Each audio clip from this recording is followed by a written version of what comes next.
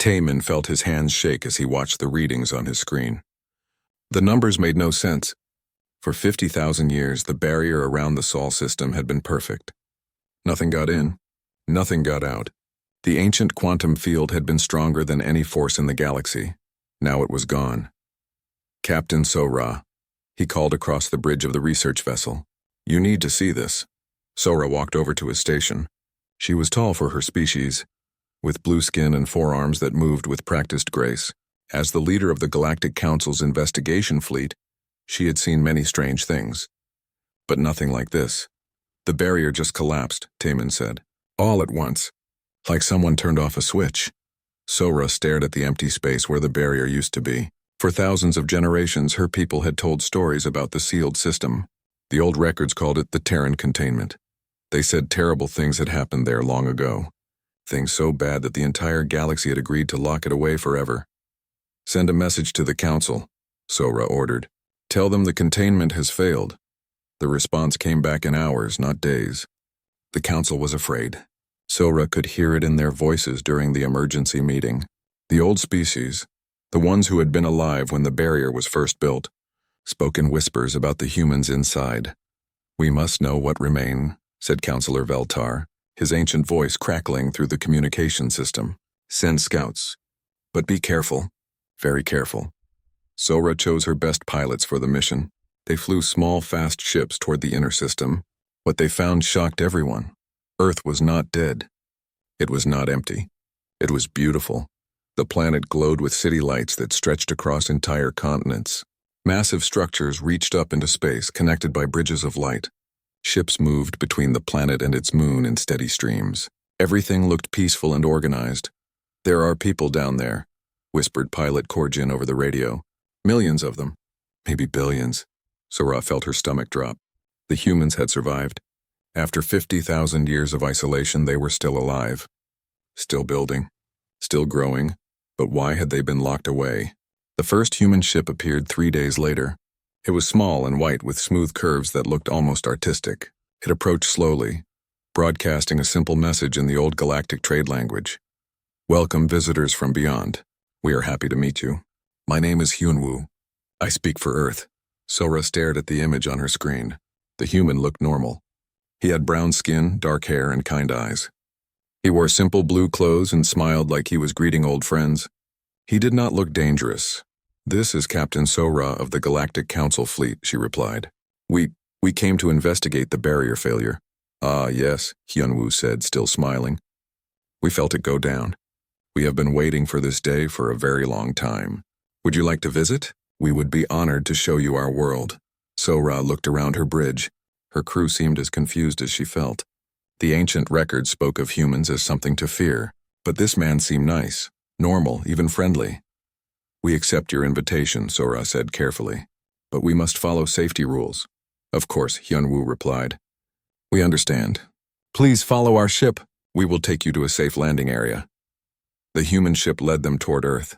As they got closer, Sora saw more amazing sights. Space stations the size of small moons. Gardens floating in zero gravity. Art made from colored light that danced between the stars.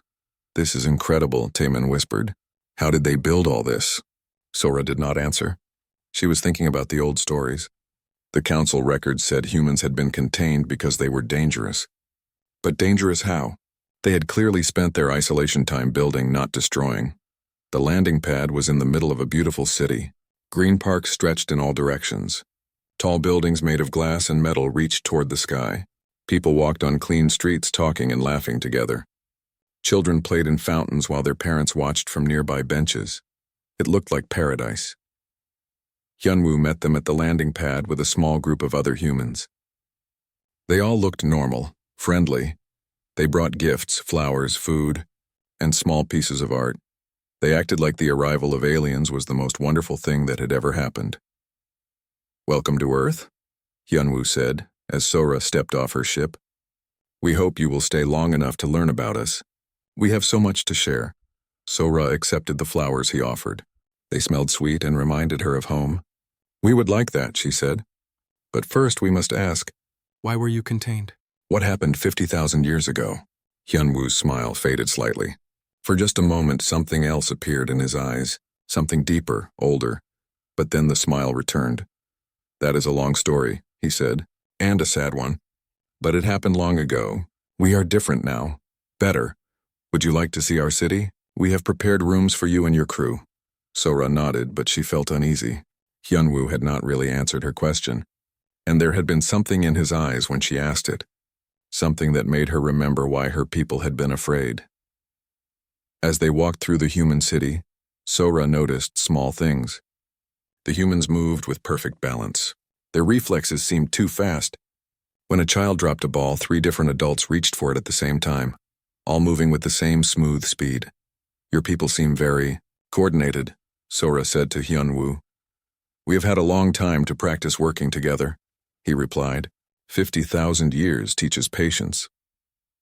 That night, as Sora lay in the comfortable room the humans had given her, she thought about the day. Everything had been perfect. Too perfect. The humans were kind, generous, and peaceful.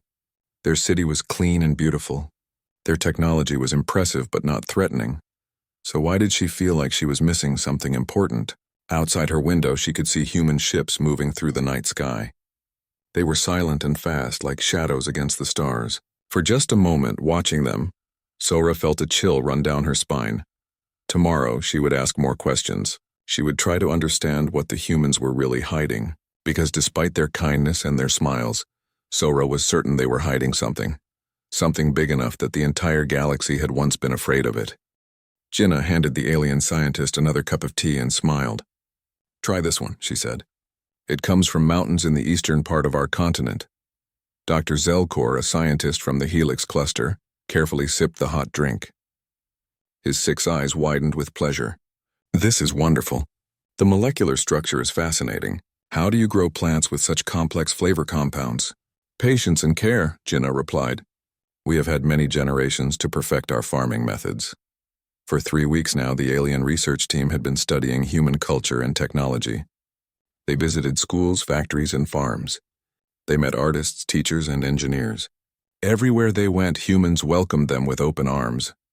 Jinnah worked as a cultural guide, showing visitors around the research centers where she supposedly studied plant biology.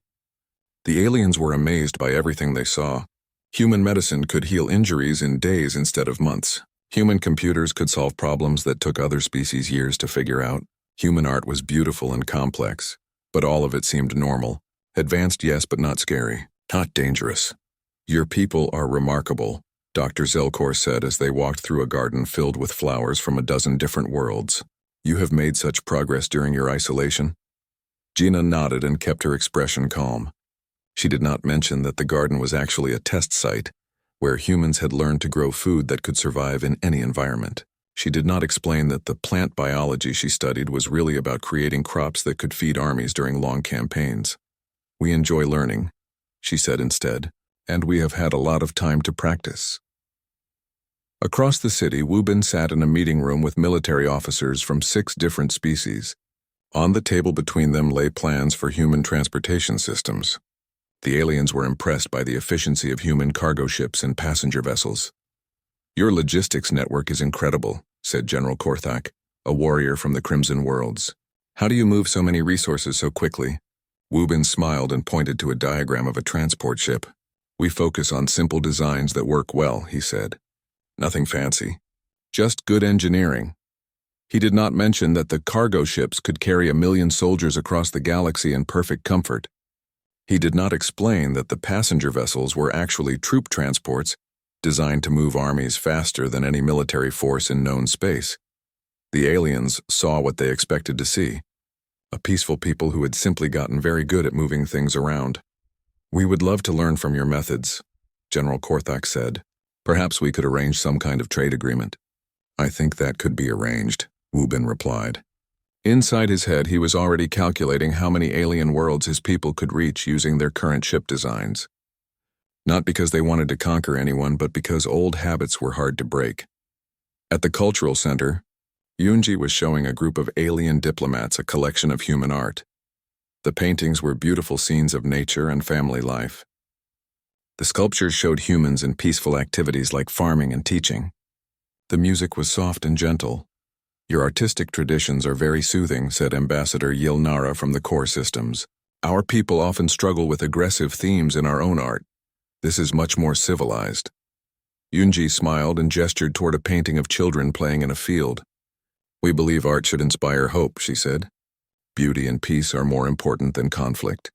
What she did not say was that human art had once been very different. The storage rooms beneath the cultural center held thousands of works from the old days. Paintings of great battles, sculptures of warriors, music that could drive soldiers into a fighting fury, all of it locked away where visitors would never see it. Do you have any historical art? Ambassador Yilnara asked. We would love to see how your culture developed over time. I am afraid most of our old art was lost, Yunji replied smoothly. We focus on creating new beauty instead of dwelling on the past. The ambassador nodded, satisfied with the answer. She did not notice the small device hidden in Yunji's sleeve, the device that could have killed everyone in the room before they could blink. As the days passed, more alien ships arrived. Scientists, diplomats, traders, and tourists all came to see the mysterious humans who had been locked away for so long. They found a people who seemed almost too good to be true. Human children played happily in schools where they learned mathematics and art. Human families gathered for meals and told stories about their history. Human workers built amazing machines that could do incredible things, but there were small signs that something was not quite right. When a heavy piece of equipment fell at a construction site, a human worker caught it with one hand. The aliens thought it was impressive engineering in the worker's mechanical suit. They did not realize the suit was just for show. The worker had actually caught the 3-ton machine with his bare hands. When alien visitors got lost in human cities, they were always found within minutes. The humans said they had good communication systems. The aliens did not know that every human could sense the location of every other human within a 10-mile radius. When storms hit during outdoor events, humans always seemed to know exactly when to take shelter. They said they were good at reading weather patterns. The aliens did not realize that humans could feel changes in air pressure and electromagnetic fields that would not register on alien instruments for hours. The alien visitors began to feel comfortable. These humans were clearly advanced, but they were also kind and peaceful. They shared their technology freely and asked for nothing in return except friendship. Captain Sora was not so sure. She had been watching carefully for 3 weeks. She had seen the small inconsistencies, the too quick reflexes, the perfect timing, the way humans always seemed to know exactly what was happening around them. Something is wrong, she told Taemin as they walked through a human market. They are hiding something. Taemin looked around at the happy humans selling fruits and crafts to alien visitors. What could they be hiding? They have shown us everything we asked to see. That is exactly the problem, Sora replied. No species is this open, this perfect. There are always secrets. As if to prove her point, a human child ran up to them carrying a ball. The child threw the ball high into the air, laughing as it spun. But the ball was thrown too hard. It should have sailed over the nearby buildings and been lost forever. Instead, another human across the market reached up and caught it perfectly. The catch looked normal, but Sora had good eyes.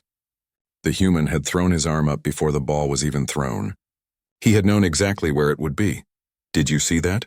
Sora asked Taemin. See what? Taemin replied. The human caught the ball. Humans have good reflexes. Sora said nothing more, but she made a mental note. That night she sent a coded message to the Galactic Council. The message was short but important. Humans are not what they seem. Recommend continued observation. Something is being hidden. The reply came back quickly. Continue investigation. Report any unusual findings immediately. Sora looked out her window at the peaceful human city. Tomorrow she would ask harder questions. She would look for the cracks in this perfect facade. Because despite all the kindness and beauty, Sora was certain of one thing. The humans were putting on a show.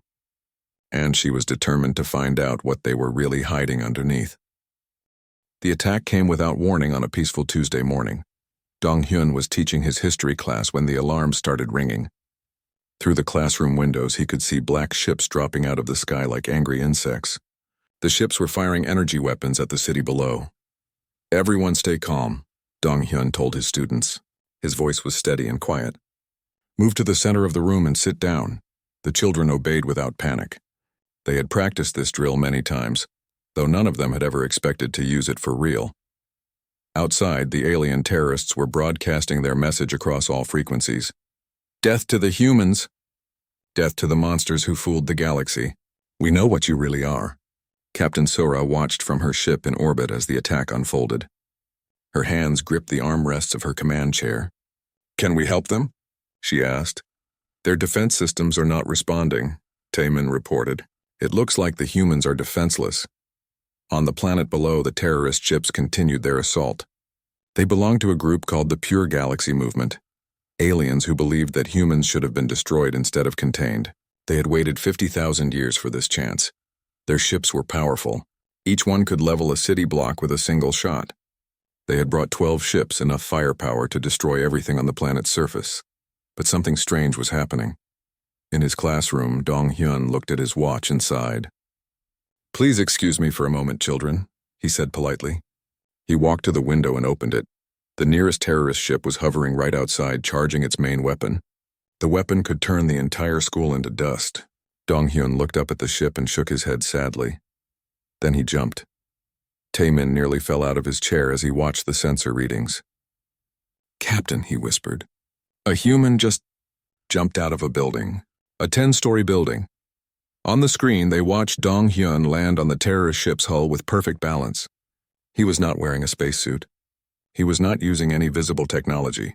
He was just a middle-aged man in a teacher's jacket. The terrorist ship tried to shake him off by spinning and rolling through the air. Dong-hyun held on easily with one hand. With his other hand, he knocked politely on the ship's armored hull. The knocking should not have done anything. The ship's armor was designed to stop military-grade weapons. But everywhere Dong-hyun knocked, the metal began to crack and crumble. In less than a minute, he had knocked a hole completely through the ship's hull. He climbed inside, still looking apologetic about the whole situation. The ship stopped firing and began falling toward the ground.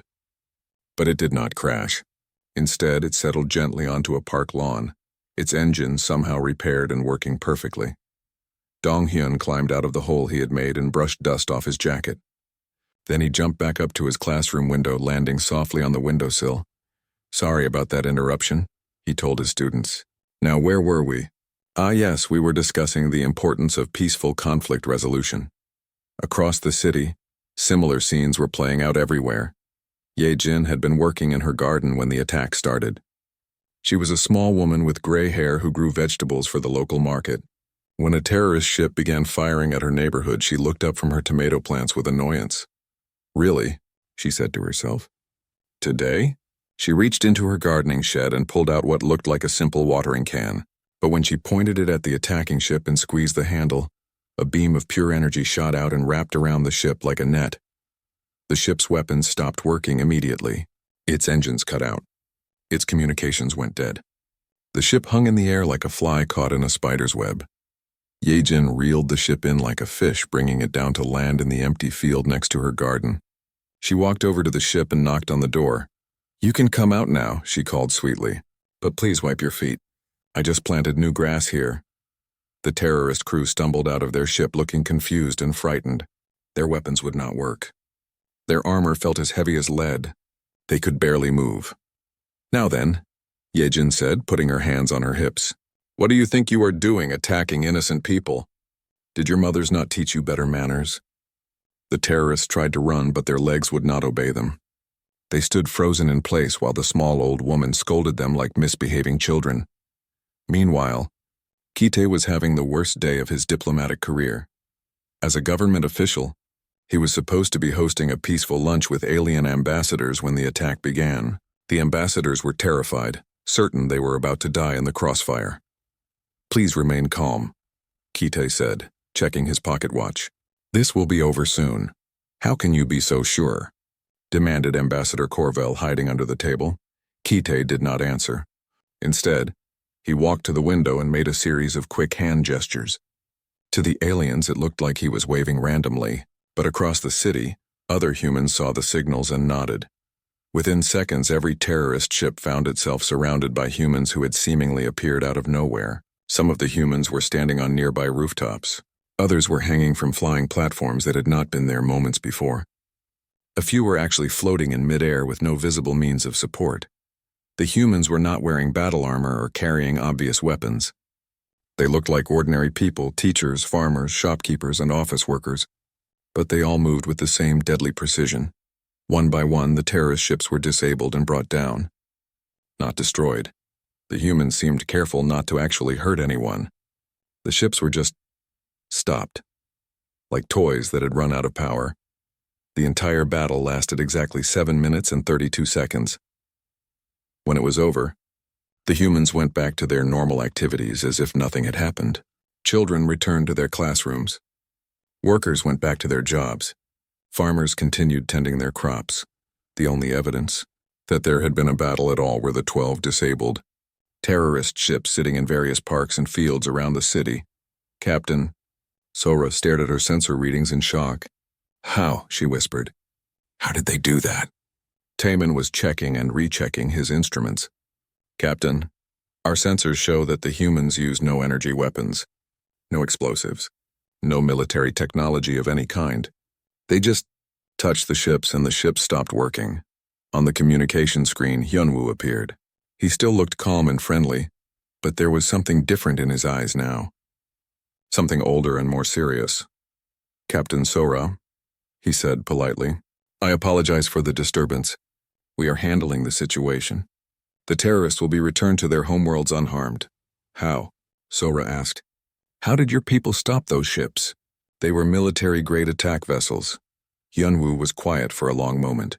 "Captain," he said finally, "I think it is time we had a more honest conversation. Would you like to come down to the surface? There are some things we need to show you." Sora looked around her bridge.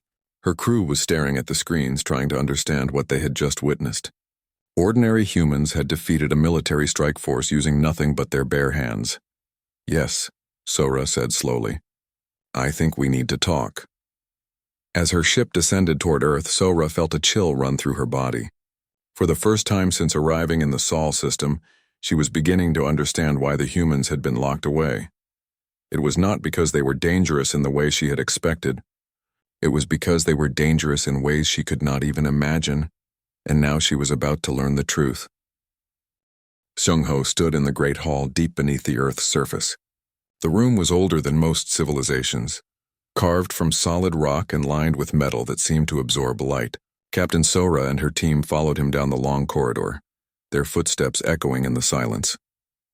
"This place has been sealed for 50,000 years, Seung-ho said quietly. "Until today, only a few humans knew it existed." As the prime coordinator of Earth, Seung-ho had hoped this day would never come. He had spent his entire life helping humanity stay hidden, stay peaceful, stay safe. But the attack had changed everything. The galaxy had seen what humans could really do. Now there was no choice but to tell the truth. They entered a vast circular chamber lined with screens and storage devices. In the center stood a platform where a woman waited for them. Her name was Mi-young, and she was one of Earth's most trusted historians. "Welcome," Mi-young said to the alien visitors. "I know this is difficult for you." "It is difficult for us too." Captain Sora looked around the chamber with growing unease. The technology here was unlike anything she had seen on Earth's surface. It was older, darker, and somehow more threatening. "What is this place?" she asked. "This is the archive," Seung-ho replied. "It contains the complete history of humanity's first contact with the galaxy." "The real history, not the peaceful stories we have been telling you?"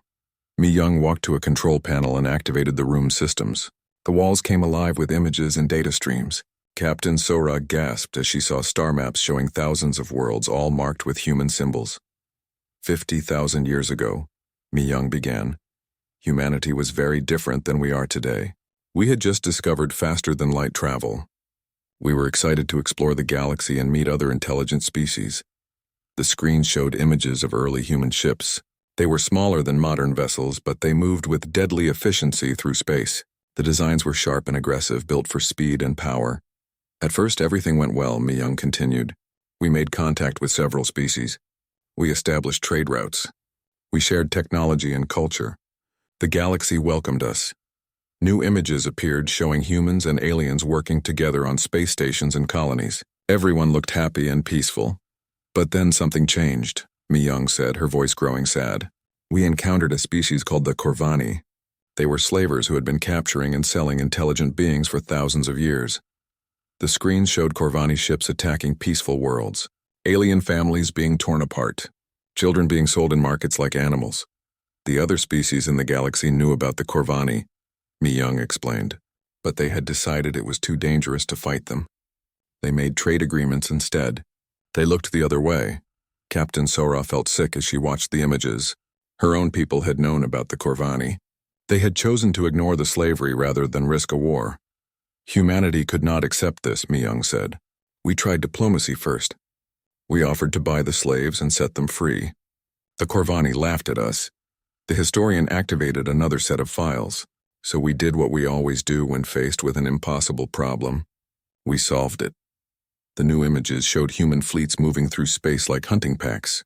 The ships were fast and silent, appearing without warning at Corvani strongholds. But these were not the peaceful humans the galaxy had been meeting. These humans fought like demons.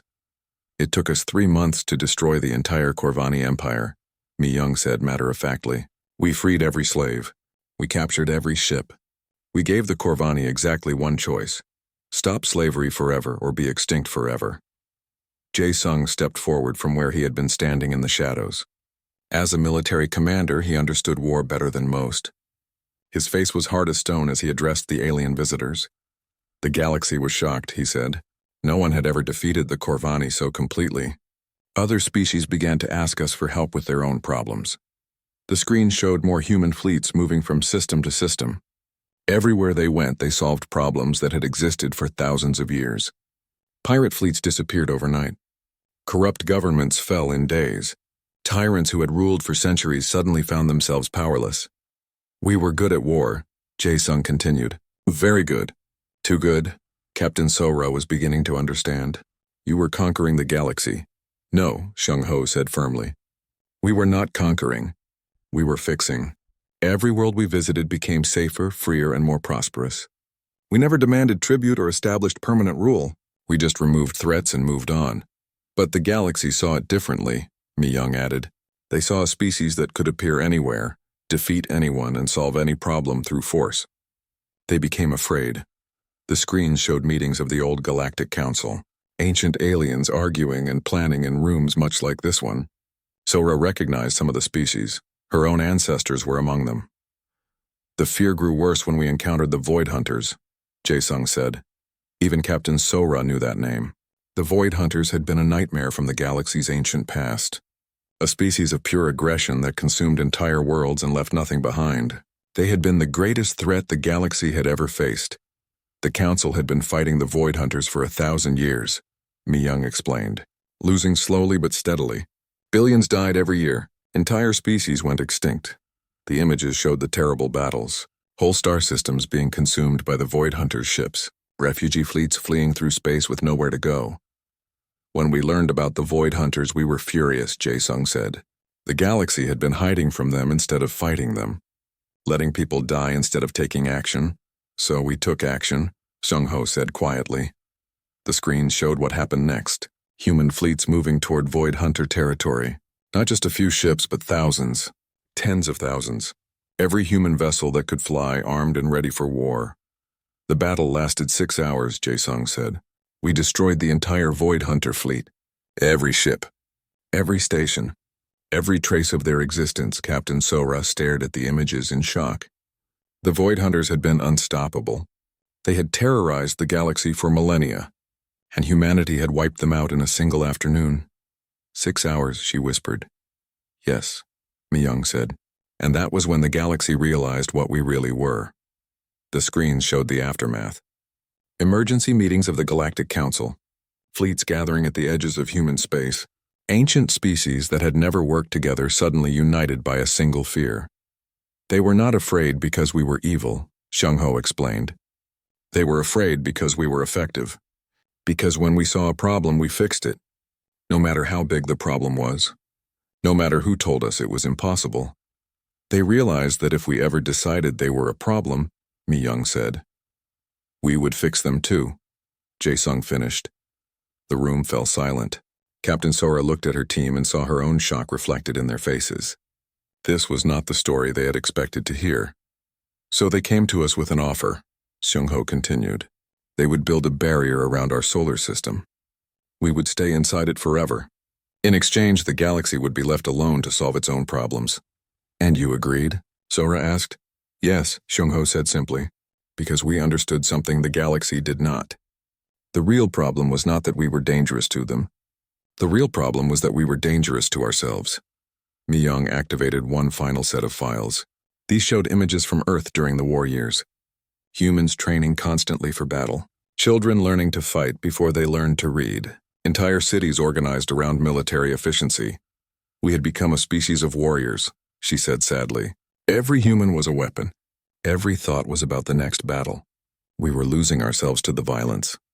The isolation gave us time to remember who we wanted to be, Seung-ho said. We spent 50,000 years learning to be human again, learning to create instead of destroy, learning to build instead of conquer. But we never forgot how to fight, Jae-sung added quietly.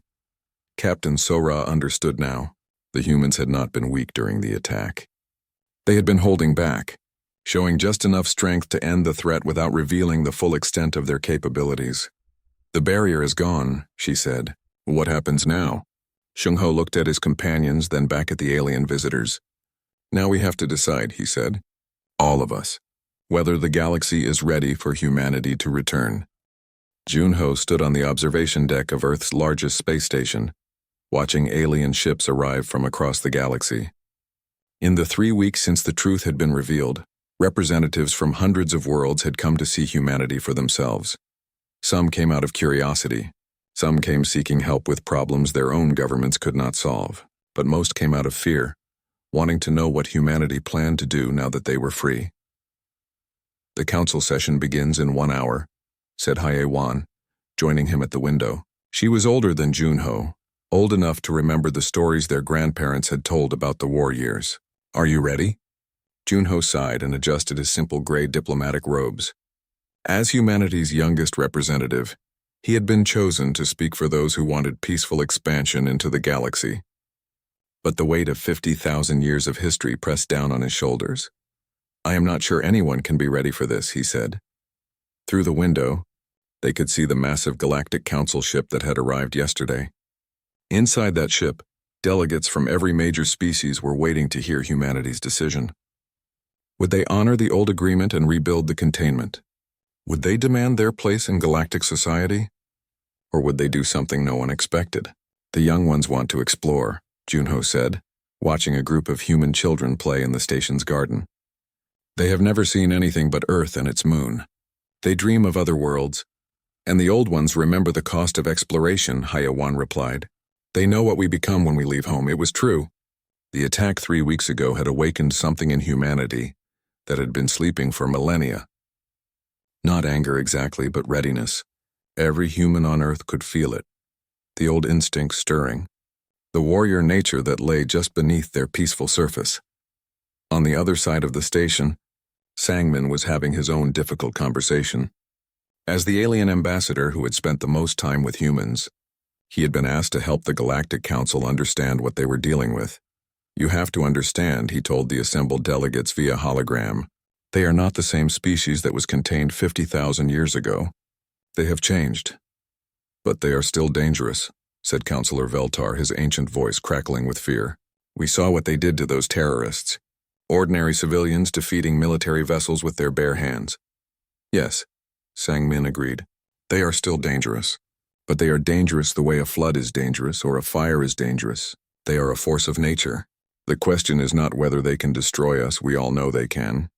The question is whether they want to. On the screen, he could see the faces of delegates from dozens of species. Some looked terrified. Others looked hopeful. A few looked calculating, already wondering how they could use humanity's power for their own purposes. What do they want? Asked Ambassador Yilnara from the core systems. That, said Sangmin, is what we are here to find out. In the council chamber, the atmosphere was tense as delegates took their seats. The room had been built to accommodate hundreds of different species, with sections for those who breathed water, those who needed high gravity, and those who could only survive in methane atmospheres. At the center of the room, 3 simple chairs had been placed for the human representatives. Junho entered first, followed by Hyewan and Sung Ho. They wore no weapons, no armor, no symbols of rank. They looked like what they were, ordinary people who had been chosen to make an extraordinary decision. Honored delegates, Sung Ho began, his voice carrying clearly through the chamber's translation systems. We thank you for coming. We know this is not easy for any of us. A murmur went through the crowd. Many of the delegates had never seen a human before the barrier fell. They had expected monsters or gods. Instead, they saw people who looked tired and sad, carrying the weight of their species' history. 50,000 years ago, Sung Ho continued, our peoples made an agreement. Humanity would remain isolated in exchange for galactic peace. That agreement served us all well. It gave you time to develop without our interference. It gave us time to learn who we wanted to be. He paused, looking around the room at the hundreds of alien faces watching him. But now the barrier is gone, and we must all decide what comes next. Counselor Veltar spoke first. Humanity could rebuild the containment. The technology still exists. You could return to your isolation and leave the galaxy in peace. Yes, Sung Ho agreed. We could do that. Some of our people want exactly that. They believe we are safer alone and the galaxy is safer without us. Hyewan stood and walked to the center of the chamber. But isolation has cost too, she said. While we have been locked away, problems have grown in the galaxy. The slave trade has returned. Pirates attack peaceful ships. Corrupt governments oppress their people. We see the suffering and it hurts us to do nothing. You are not responsible for our problem, said General Korthok from the Crimson Worlds. We can solve them ourselves, and can you? Asked Junho quietly. The Corvani slavery network has been rebuilt. It operates in the same systems where we destroyed it 50,000 years ago. How long have you known about it? The chamber fell silent. Everyone knew about the new Corvani operations. Everyone also knew that no single species was strong enough to stop them alone, and no alliance had been able to agree on coordinated action. We could destroy them again, Junho continued. It would take us maybe a week, but then you would fear us again and we would be back where we started. So what do you propose? Asked Ambassador Yilnara. Sung Ho stood and faced the assembly. We propose something new. Not isolation and not conquest, partnership, he gestured, and holographic displays appeared around the chamber showing star maps and tactical data. Humanity will not expand into the galaxy as conquerors, he said. We will not establish colonies or demand territory, but we will also not hide while people suffer and die from problems we could solve. What does that mean? Counselor Veltar demanded. It means we will be available, Hyewan explained. When the galaxy faces threats too big for any one species to handle, you can call on us. When pirates or slavers or tyrants become too powerful, we will act, but only when asked. And only when the threat is real. You want to be the galaxy's police force, said General Korthok. No, Junho said firmly. We want to be the galaxy's last resort. The option you use when everything else has failed. The chamber erupted in discussion. Some delegates were excited by the possibility of having humanity's power available when needed. Others were terrified of giving humans any excuse to intervene in galactic affairs. How do we know you will not decide we are a threat? Asked a delegate from the Spiral Arm Confederacy. How do we know you will not fix us the way you fixed the Corvani? The question hung in the air like a challenge. This was the heart of the galaxy's fear. Not that humanity would conquer them, but that humanity would judge them and find them wanting. Sung Ho was quiet for a long moment. Then he smiled sadly. Because we learned something during our isolation, he said. We learned that the biggest threat to the galaxy was never external enemies or alien invaders. The biggest threat was us, our certainty that we knew what was best for everyone, our willingness to impose our solutions on others. We nearly destroyed ourselves with that certainty, Hyewan added. We will not make that mistake again. The choice is yours, Junho said to the assembly. We can rebuild the barrier and return to isolation. We can expand peacefully and hope our presence does not destabilize the galaxy, or we can try this new path together. And if we choose wrong? Asked Counselor Veltar. If this partnership fails? Sung Ho looked directly at the ancient alien. Then the responsibility will be shared by all of us, human and alien alike. The vote took place 3 days later. It was not unanimous. Several species chose to maintain no contact with humanity, but a majority agreed to try the new arrangement. Humanity would remain based in the Sol system, but would establish small diplomatic outposts throughout the galaxy. They would share some of their technology, but not their weapons. They would offer aid when asked, but would not interfere in local politics. Most importantly, they would submit to oversight by a joint human-alien council that could review their actions and call for their withdrawal if necessary. It was not a perfect solution. No one was entirely happy with it, but it was a chance for something better than the old cycle of fear and isolation. As the alien ships prepared to leave Earth's space, Junho stood again on the observation deck. Beside him, Sangmin watched his own people's vessel preparing for departure. "Do you think this will work?" Sangmin asked. Junho was quiet for a moment, watching the stars.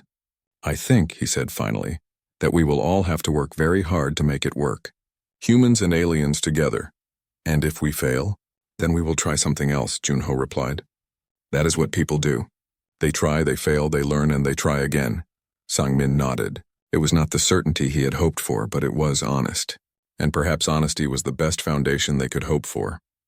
As the last alien ship jumped to hyperspace, Earth began its slow return to the galaxy. Not as conquerors or saviors, but as partners in an uncertain future. The age of isolation was over. The age of cooperation had begun. Only time would tell if the galaxy,